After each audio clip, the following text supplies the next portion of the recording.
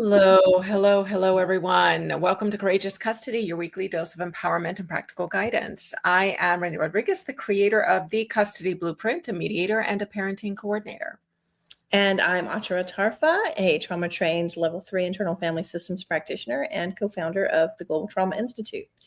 And we at Courageous Custody understand the unique challenges that protective parents face in the courtroom.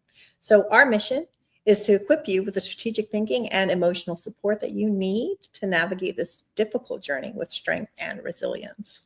So every Thursday at 7 p.m. Eastern, we're going to go live on YouTube, Instagram, and Facebook, bringing you inspiration and insight from stories about courageous parents who have walked in your shoes and emerged victorious in big ways and small, and practical strategies from us to help you advocate for your children and manage your trauma as you go through your custody case. So let's dive in. We are not giving legal advice or therapy, as a reminder. Yes, and if you're feeling triggered, please take care of yourself.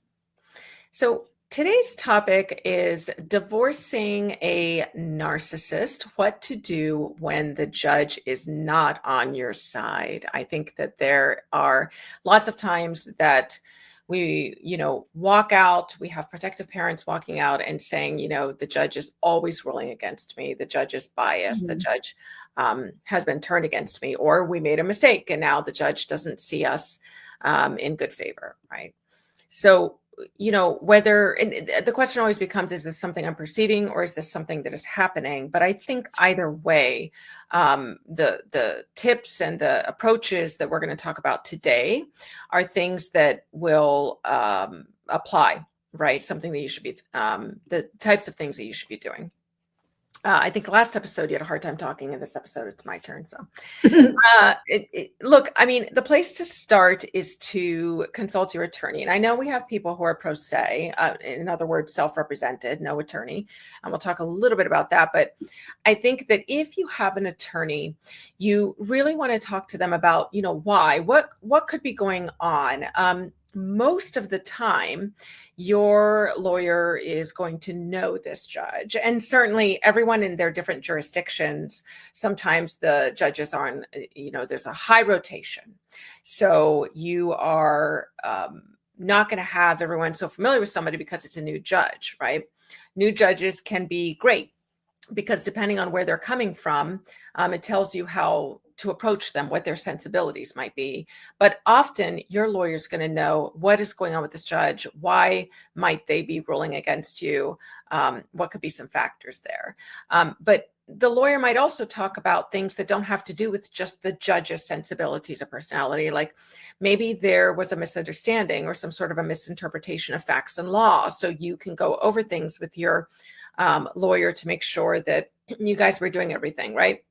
You guys might not be presenting your case as strongly as you can, right? That's the work that, I'm so used to doing, is looking at cases and saying, no, this needs to be so much stronger. And that's honestly a big part of it, quite frequently, if you ask me.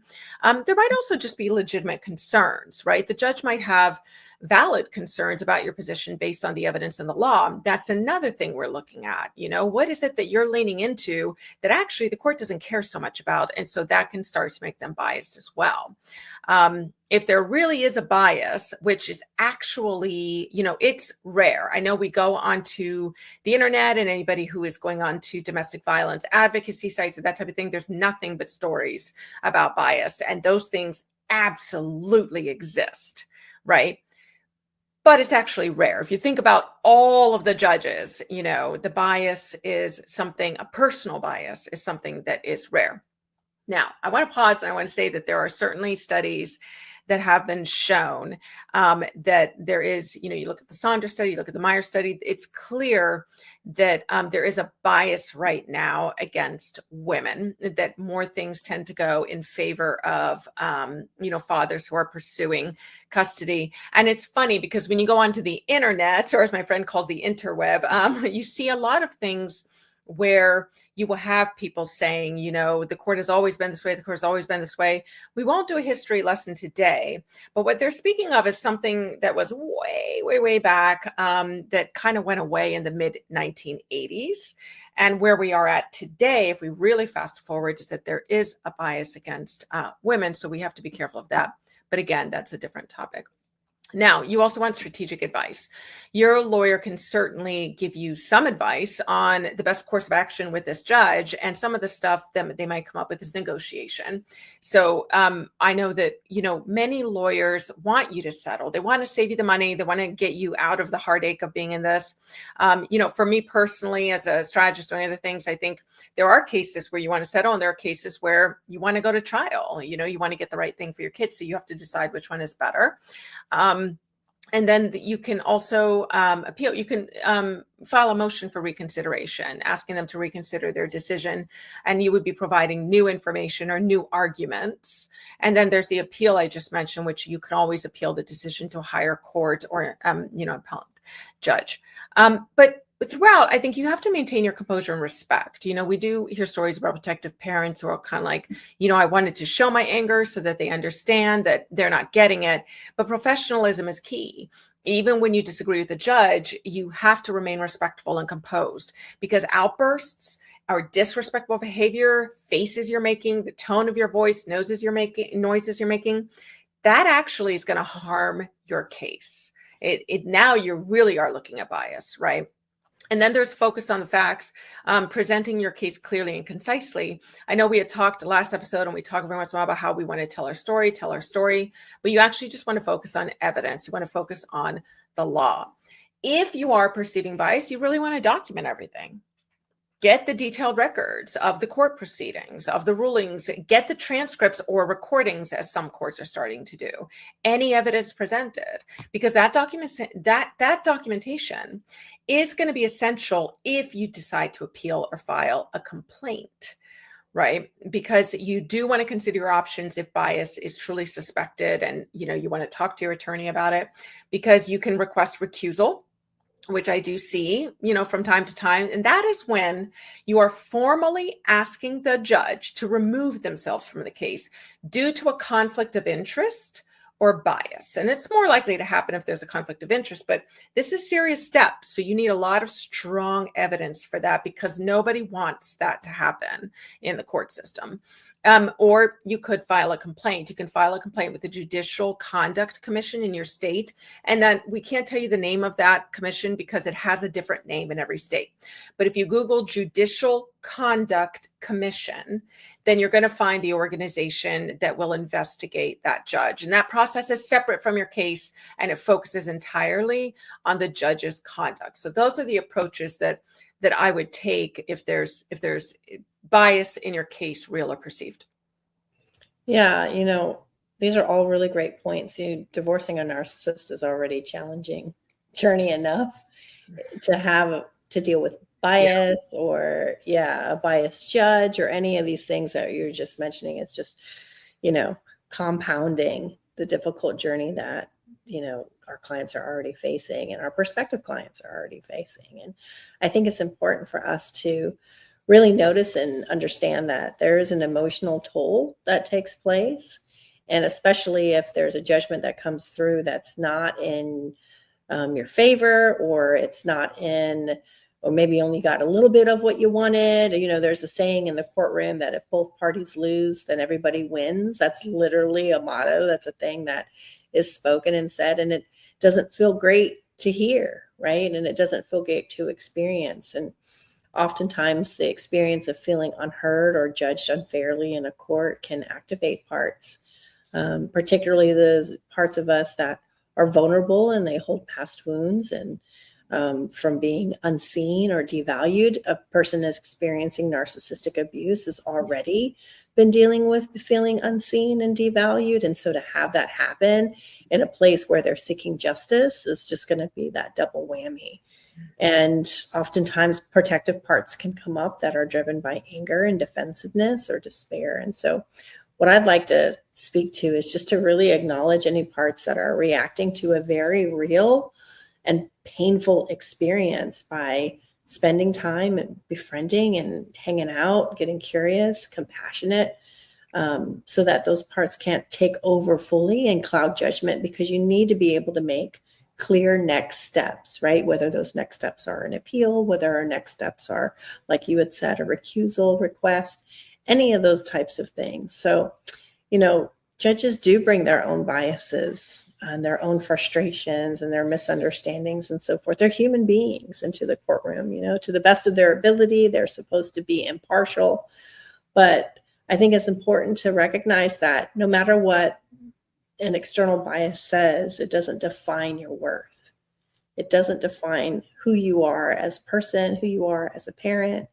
And parts that really feel rejected or angry really need your reassurance, not the judge's validation. Yeah. Like really are, when we sit down and internally, they need reassurance from us. And we can shift from being reactive to responsive. We can shift in court reactions like frustrations or defensiveness that can harm credibility.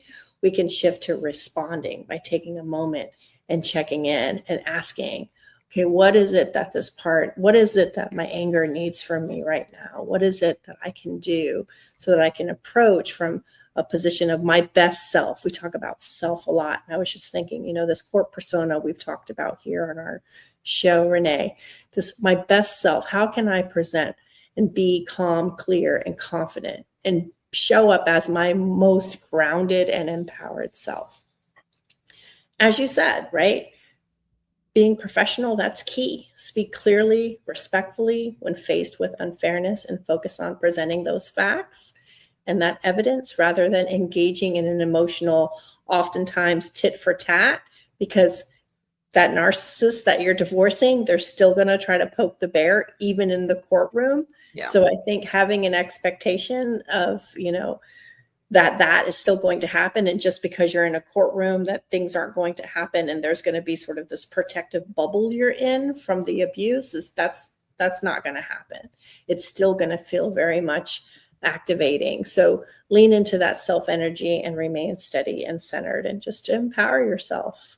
Those parts that are feeling worry or doubt or anything about fear, what if this doesn't go my way? Really reassure them. Again, the worth and the value as a parent is not defined by a single hearing or one single moment or what someone utters in the courtroom. Focus on what you can control by preparing for your case, staying composed, and showing up authentically. Yeah. And one last thing, we talk often in our mindset calls about the thing that I hear over and over and, repeatedly is, it's just so great to feel like I'm not alone, to know I'm not alone, and to be with others that understand what I'm going through. So it's really important for abilities to co-regulate the nervous system, because you're often in a situation where your nervous system is in a sympathetic fight or flight state, or a very much dorsal shutdown state, numbness and paralyzing.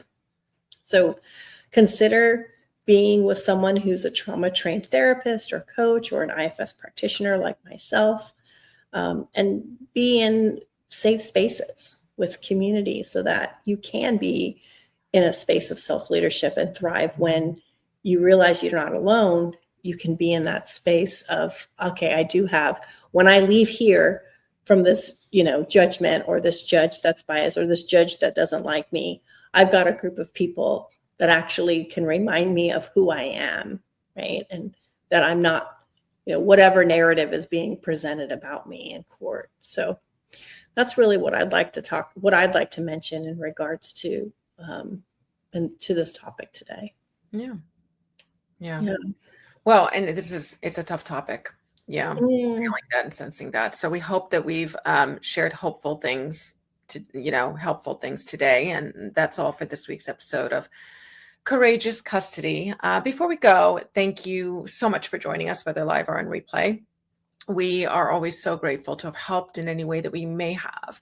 We have some great takeaways for this week. Document everything, consider options if bias is suspected, and shift from reactivity to response, and so much more.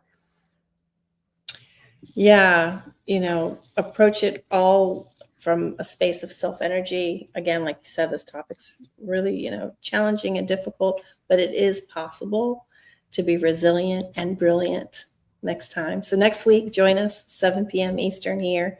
Like or follow or bookmark us so you can get the notifications and not miss it, because what Renee and I are talking about might catch you just when you need it. That's right. Leave your own comments below. And wherever you are listening, remember, you're not alone, as we've said. Until next week, stay strong, stay informed, and keep fighting for what matters most. Bye-bye, everyone. Bye.